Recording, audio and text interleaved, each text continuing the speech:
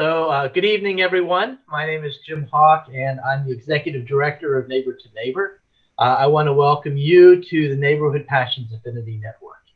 The purpose of the network is to bring together neighbors, community partners, and other stakeholders around 8 key neighborhood passions: crime prevention and reduction, beautification in the environment, neighborhood planning and development, making government work for our neighbors, neighborhood preservation, community and diversity, caring for our neighbors, and effective neighborhood organizing.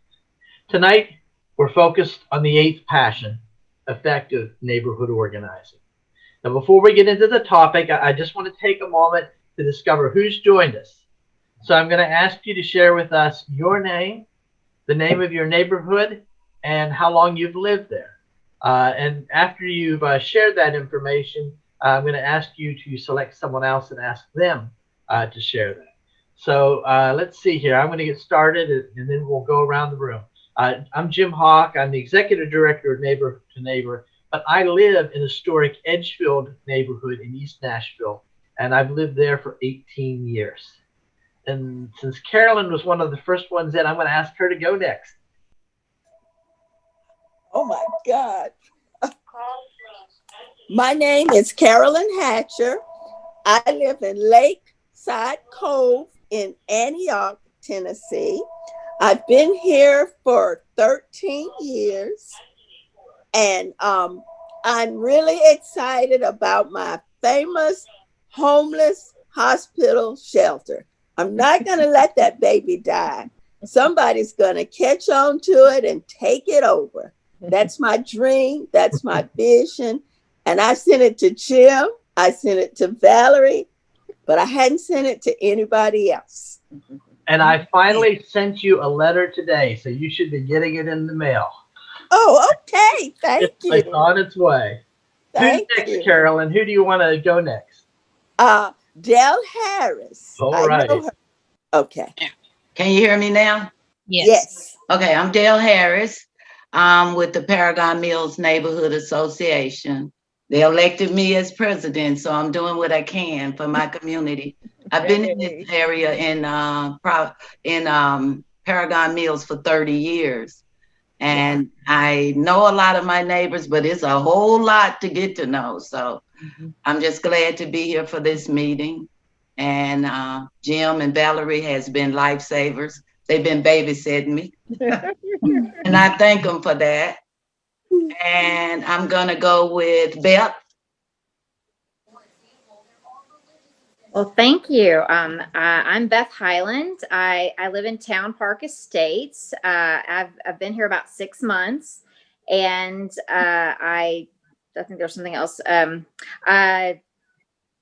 I'm excited to be here. I want to learn more about organizing because we don't have a neighborhood association or an HOA, and glad to be here. Let's say, Valerie, do you want to tell us about who you are? Sure, I'm Valeri Otey-Nellis, and I am a native Nashvilleian, and I'm living now out in the Clarksville Highway area, and I've been off and on in that area for, I don't know, a number of years, and I work for Neighbor to Neighbor. All right, Miss Anita, you're up. I'm Anita Armstrong, president of Greenwood Neighborhood Association, and we're in East Nashville. I've been living in East Nashville for 40 years. And so it's good to see everybody. Well, and thanks, everyone. Yeah. Thank you. Thank you. Tonight's topic is the key to effective neighborhood organizing. Tonight's guest presenter is one of our own, Valeri Otey-Nellis. Valerie serves our community as the Director of Learning and Leadership Development. She has been with us for over 3 years now. Prior to being with Neighbor to Neighbor, Valerie has organized communities through her work at the First Response Center, Second Harvest Food Bank, and the Girl Scouts of America. Now, before we get started, let's be clear. We offer multiple 12-hour courses on the development of effective neighborhood organizations. So there is no way that Valerie will be able to squeeze all of that into a 15-minute presentation, right? But she hopes to touch upon some of the key points that are important for effective neighborhood organizing, and then to listen and to you and have conversations about what you want to talk about around this issue. So without further ado, I do welcome my colleague, Valeri Otey-Nellis. Oh, and if you could mute yourselves while Valerie's talking so that we don't hear any phones or televisions, I'd appreciate it. Valerie. Yeah, thank you so much, Jim. I'm so happy to be here with you all. I feel like you all can have this conversation yourselves. You all are have such experience in this subject. But effective neighborhood organizing really is centers around making your members feel valued, feel useful, and feel acknowledged. And in doing this work, we understand that everyone in the neighborhood has something to offer. Their gifts. Everyone in the neighborhood cares about something, their passions.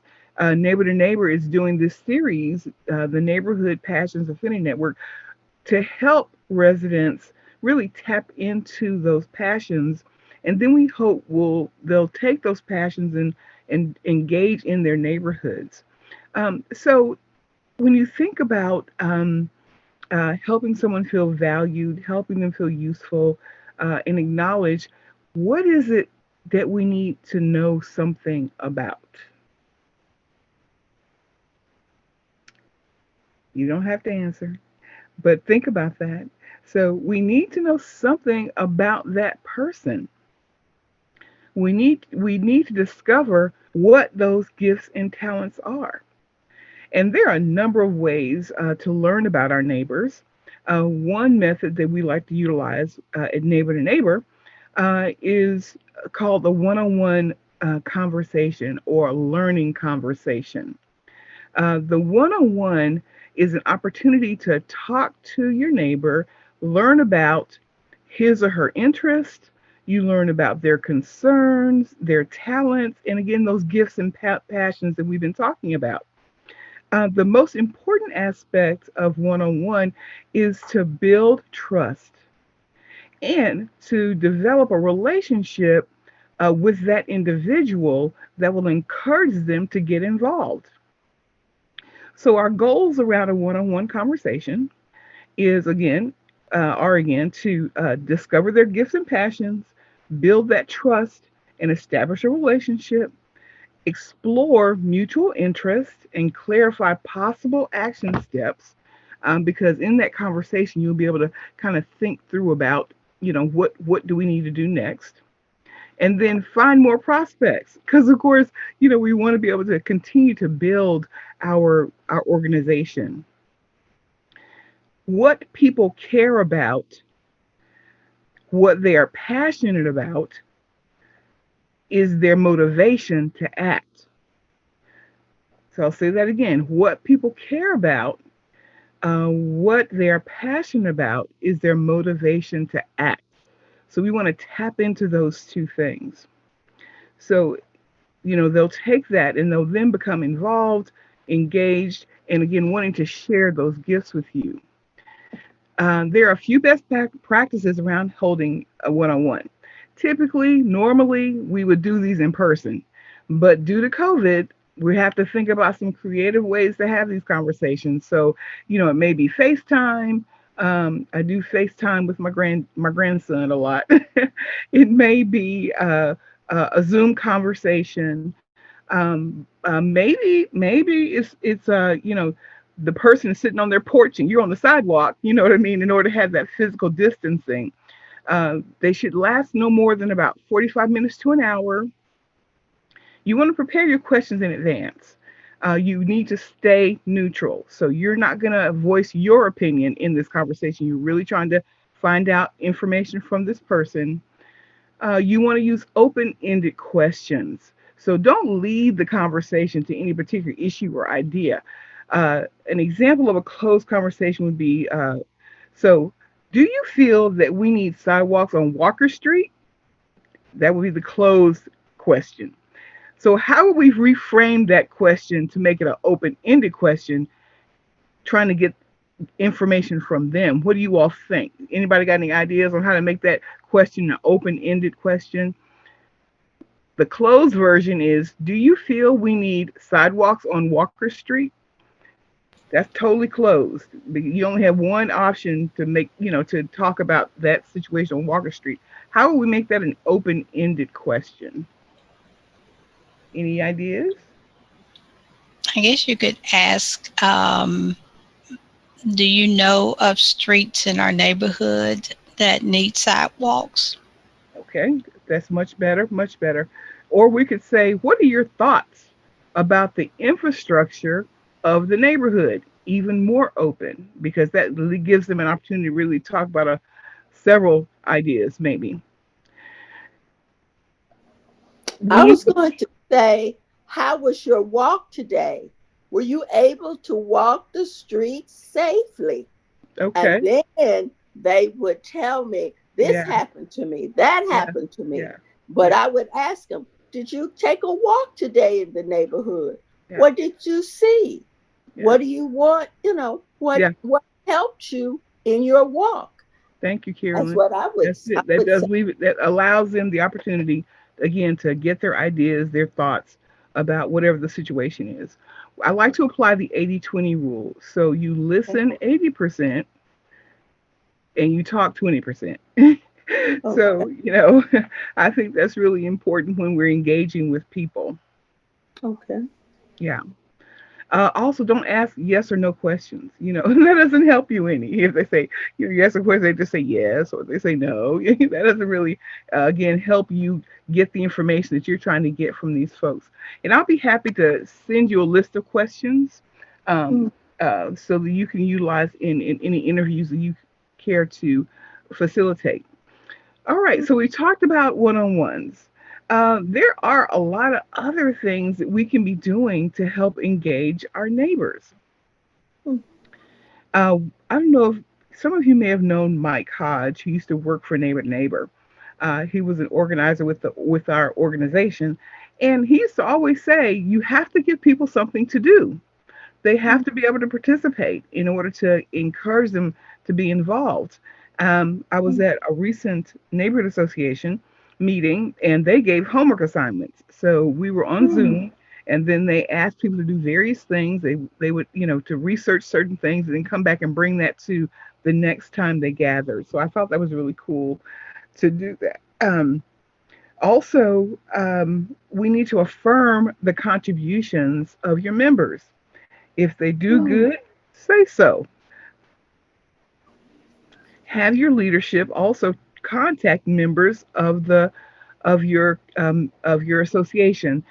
People really feel acknowledged when someone in leadership calls and says, "Hey, this is what's going on in the association," or again, do that other acknowledgement, or "You did a great job." But again, have your leadership folks reach back out to your membership to make contact with them. Provide a diversity of activities. Not everybody likes to do beautification stuff. So, you need to think about various kinds of activities. Creve Hall does a great job of they have a multitude of things for people to do. They have Creve Hall University where they do educational things. They run a farmer's market. So they just do all kinds of activities. So there's something for everybody. Mm. Send out automated reminders of your meetings. So, College Hill has a robocall that they send out that they use not just for their meetings, but also to let folks know of things happening in the neighborhood, activities, and things like that. So, you can utilize that service again to help people remember what's happening in the neighborhood. Contact your lapsed members. Now, this may be a little more challenging, but you need to find out why they're lapsed members. It may not be the easiest conversation to have, but why are you not coming anymore? Some things will be within your control, some things will not. But it's good to find out about that. How about sending out "We want you back" or "We miss you" cards or emails for people who have not been participating lately? And in this time of COVID, we've got to figure out how to do this online participation. Neighbor to Neighbor will allow you to use our Zoom if you need to have meetings via Zoom. We do have to remember that we have our non-computer savvy members, so we got to figure out so how they can call in if we're going on Zoom. So again, feel free to use our Zoom account to gather your folks in a meeting during this time of COVID. And this is a novel idea. Pick up the phone. We have you can still call people and just check in on them and say, you haven't been around, or just to have a conversation, maybe to have this one-on-one I'm talking to you about, to find out more about them. So that's a great opportunity. And then, lastly but not least, have fun. People want to have an enjoyable time. Tell a joke. Now, I have not used this next idea. Have a group sing along. Now, I haven't done that, but I thought it would be fun. So, Christmas is coming up. Y'all can have a little Christmas Carol sing along via Zoom. You know what I mean? So we just really want to figure out how we can help people have fun on these on as they participate with our organization. So those are just a few ideas. I want to hear from you all. What are some ideas that you guys have utilized or you've thought about to help engage your members, to help understand and know your members better? Any great ideas out there? I've got a question. I belong to my neighborhood association lookout or watch. Can I send you their names and numbers so they can get on this? But I'll call them first. It's the neighborhood watch, and it's only 6 of us. Mm-hmm. And I would like for them to get involved with this. But do I call them first? And how do they get in touch to get on the Zoom with you? Are you talking about these meetings that we're having, these in-pan sessions that we're having every Right. week? Is that what you're talking about? Well, Right. just like you get the notice about it in our newsletter, you can forward the newsletter on to them with the links and all that information in there. Okay. Okay. Right. Thank you. Yes, Dale. Unmute yourself. Man, Say that again. I won't say it no more. But one of the things that I've been doing on our email and on our nextdoor.com is putting DIY. Christmas DIY, Thanksgiving, I had it for Halloween. And a lot of people are looking at it. At least they're seeing it. I say, let's do DIY while we're stuck in the house. So they're also showing their DIY. So, right, yeah. Right. Very good. That's a great idea. I like that idea. And I love a DIY. I'm a crafty person. I like that kind of stuff. Yeah, yeah. Any other ideas you think? Well, I have to say, our neighborhood association is like about 23 years old. So our founding members are all, and our board members, other than one, are all over 65 years old. Mm-hmm. So Zoom, I felt like has not been a great option for our neighborhood association because of the age of the board members. When I did talk to them about Zoom, they were like, well, if somebody can come over here and maybe show us, and then 2 other people don't have computers at all. So I have been communicating this year primarily through, I do a newsletter and I email it out, and then my board members that don't have computers, a couple of them, I just drop a newsletter off on their porch, and then one of them I just mail it to them.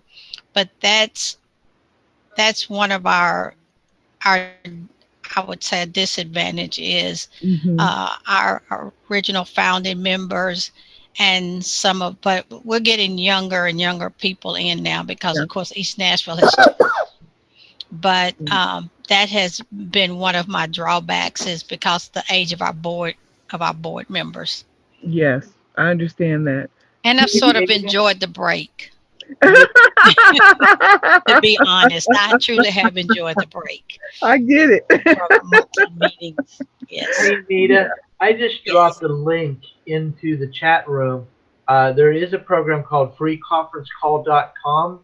And for Mhm. people who don't have phones at all, you can have it's free. On And computers. you all can dial into one number and at least talk on the phone. Most older adults are at least comfortable with the dial-in thing. So that doesn't even require a smartphone.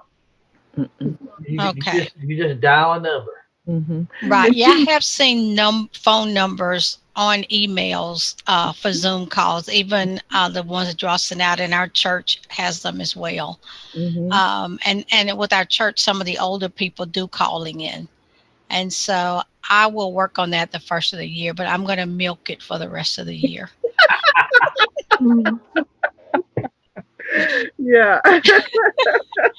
I truly have enjoyed the downtime. I really, really have. Well, Anita, you've been at this a very long time, so Yes. I can Yes. appreciate that, the need for a little Yes. break. Yes. I will regroup next year. Yeah. Yes. And I also want to ask Beth, because I think she said, what part of town is your neighborhood? So I live in Town Park Estates, which is right on like close to intersection. Oh, okay. So I'm close to the intersection of Donaldson Pike and Murfreesboro Road. Okay. And I live in an older complex, but I don't. But granted, with COVID, it's been very difficult to meet neighbors. So because everybody's in the house. Yeah. Okay. I heard you say the name of the neighborhood, but I had no idea where that was. But now I have an idea. Okay. Oh, well, thank you for asking. Yes. Okay. Are there any? What do you all think about this idea of these one-on-ones? Do you think you'll be able to facilitate some of those? I like it, and I didn't realize it was one-on-one. You had a name for it, but So you've been doing it all along, huh? a lot of elderly neighbors in my neighborhood, and some of them live by themselves. So when I go out, if I go out to the store, I go out really early, and most elderly people are up early. So I'll have my little mask on, knock on the door, and back up in the front yard and say, "Hey, you okay?" And some of them don't even speak English. I have one lady from Laos, and she don't speak English. I just say, "You okay?" And she say yes, and I just bow at her, and I wave bye to her. And she be so happy that I came back. She just be joy. So, I do that, and I get a joy out of it, and I think they do too. Yeah, I'm sure they do. Absolutely. As a matter of fact, her daughter was on the meeting the other night, and she actually lives in Texas, and her mother didn't want to move. So she's like 80 some years old living down here by herself, and her daughter flies in and out. So I know that about her, so I check on her. Very good. Very good. All right. Well, well, thank you guys so much for hanging out with us. As promised, we're getting out in time for the Titans. Okay. Oh, really? Yeah. Moving. Let us tell And you now. I wanted to say one more thing. I don't know the ones that are also on Nextdoor. And that helped when we first started out, because Nextdoor will usually mail out cards for you, letting your neighbors know that you have a neighborhood association and what day do they meet or whatever. And sometimes it changes, and they will let you write your own stuff on top of theirs, or sometimes it depends. They will automatically just send out, that you have a neighborhood association and what day they meet, or they just tell you to join Nextdoor to see what's going on, but it's free. I actually started a page on Nextdoor for Paragon Mills. just Yeah. so those neighbors could know. And then I put the email address to the Facebook page also. Some of them don't want to be on Facebook, so they stay on Nextdoor. And I just check every other day or something and see if I've got a request or, something. Yeah. And yeah, I like Nextdoor. I really do. Yeah. Mm-hmm. Well, good. Mm-hmm. Yeah. Well, Valerie, thank you so much for tonight. Before we leave, we got some breaking news we want to share with you, just some really interesting things. This isn't breaking news, but first of all, I want to share with you next week's topic. May sound a little bit like a snoozer, but it's not. It's all about open data collection, and can it really improve neighborhood safety? And what we're talking about are those cameras on ring phones and on security cameras that everybody has. And can those be mobilized by the community as a way to watch what's happening, and to care for our neighbor and reduce crime? There are a lot of issues around this. Metro Council has two bills right now before it, about whether or not to use it. Ring is actually, and some of these programs are actually have the capacity to link right into the police department. And so one of the bills is to authorize the police department to do that. Another bill has to do with the privacy issues. And so this is a really important topic that's coming along, and people who are concerned about safety are looking into this, because it does involve what eyes on the streets. It also involves the police, and it also involves the question of privacy. So I hope you'll come back next week and join us as we do that question as well. That's on what, the 19th? That's the 19th. That's going to be the last one that we do before we take a break for Thanksgiving. Okay. Jen, it'll be interesting to see about that, because there's also mental health implications with that as well. There's been research done out there about increase in paranoia, and with people being watched. How does that impact severely and persistently mentally ill who already have concerns about it's a small percent of the population, but who already feel like they're being watched, and then you add this. That they're Yes. Yeah. So I'll join the call next week. That's good. Good. And we are promoting a study that Vanderbilt's doing on this. And so if you get our newsletter, in the newsletter is a way to sign up for that study. And there's also an additional study that if you're interested, they offer the opportunity to provide cameras and actually install those cameras in your house for the duration. I think it's for the duration of the study. But if you'll look at that and see if you're interested, that would be great. Sure. And so I put the registration link in for that. The other thing I put up, and that you can click on it, you'll see this little thing, that icon that says PDF. That's all the workshops and classes that we are going to be doing in the winter and spring.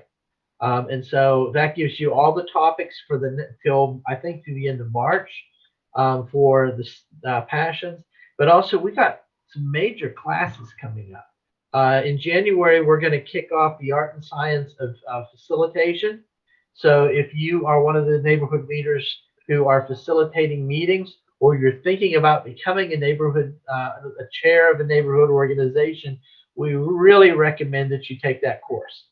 Because that is, while it only lasts an hour a week, that is one of the most important responsibilities that you have as a chair of an organization. We're going to do the planning and academy again. So the last 3 weeks in January and the first Saturday in February, we'll be doing policy and zoning 101. And then we are coming up on the C4N Nashville, which will be in May. But before that is the Neighborhood Transit Institute. So we got some major things happening, and I hope you'll consider which ones of those you'd like to participate in. Am I missing anything, Valerie? I don't think so. Just about We just, covered that, yeah. yeah, we just got a lot going on, and just being involved as much as you can. We love to see you all. And it's, now that we have this Zoom thing, it's like every week we get to see some of you, and that's fantastic. So, Yeah. oh, and the classes, except for the C4 in Nashville, the classes you'll be able to participate in either in person or online. And so there's that as well. So, Yeah, we will only have 8 people in class at a time. So, it's kind of a first come, first serve situation. So, I like Zoom. I'm one of those paranoid people. yes. Carolyn, unmute yourself. Where are the classes? So Where are the classes? Yeah. the classes are held here in Metro Center in our offices. Okay. And we do limit it to 8 because of COVID-19. Normally we can have I think we can have up to 20 people in the classroom, but right now we're limiting it to 8. But then you can also participate by Zoom. So we'll take 8 people from in person and 16 people from Zoom. So the class is limited anyways, but you choose which way works best for you. Okay. All right. Well, it is wonderful to see you. I want us to get out of here in time for the football game. So have a good night, and we'll see you hopefully next week. Bye, everybody. Thank you so everybody. much. Good night. Good night. Bye bye, Good night. Y'all everybody. have a Bye great night. bye. Bye bye.